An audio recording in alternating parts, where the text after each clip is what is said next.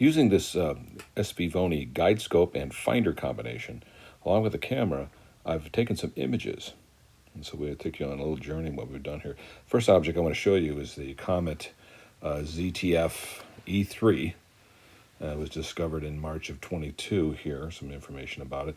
Here's the image I took on February 10th, which was the closest approach to Earth. It was about 0.3 astronomical units away, relatively close for a comet here. And in the preceding days of right around February 10th, I took a bunch of pictures, different exposures and stuff like that. There we go. I call it Comet E3. It has a big, larger technical name.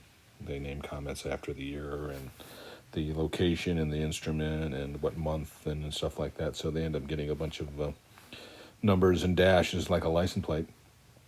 But Comet E3.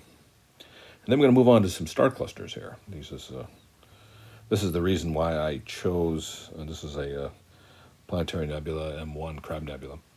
But some of the reasons I chose this combination of scope and camera is because the wide field views that we can see. And I was using this graphic on Leo, demonstrating all the different galaxies in Leo. And we'll just let the slideshow go here and just taking in some of the views that I've taken with the small scope and some of the wide areas of sky that you can collect. You can often get many galaxies in the frame at one time, depending on where you look.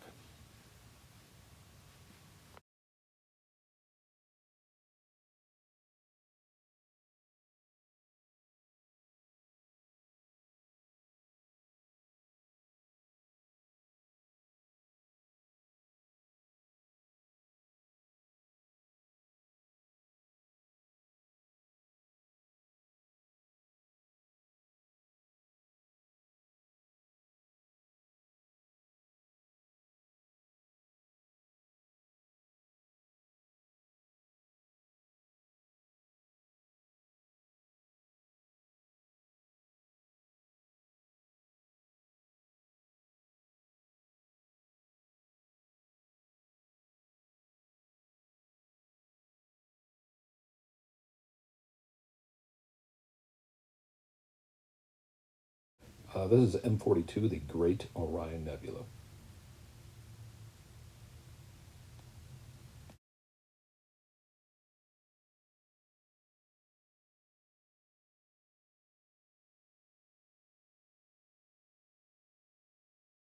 Okay, this is Markarian's chain. It also has a satellite streak going through it.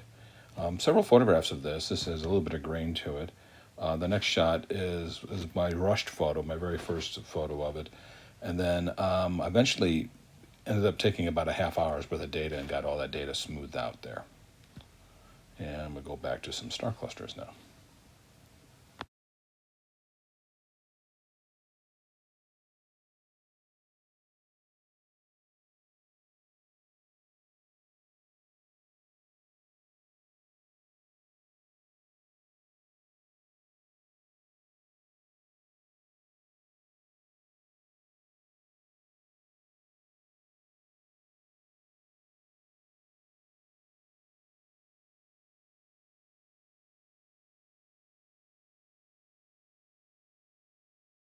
Our next object is M51, the Whirlpool Galaxy. I have a little audio clip here to play. One is the famous Whirlpool Galaxy. It's one of the most loved objects by generations of observers and never fails to inspire awe and delight when it swims into the field of view. Like Saturn, M51 never disappoints. M51 is a spiral galaxy, and the famous Whirlpool pattern can be seen in 300 millimeter, or better yet, 350 millimeter telescopes. Smaller instruments show a bright spot with a vague disk of light near the middle. The discovery of a spiral pattern inside a nebula in the 1800s led some to believe M51 was a new solar system in the act of formation. In this incorrect model, the center would collapse into a single star and the spiral arms would condense into planets. Clever. But in 1923, it was shown the spiral galaxies are not single suns, but huge collections of billions of stars at vast distances, and our understanding of the universe took another turn. M51 is easily located under the final star that makes the handle of the Big Dipper.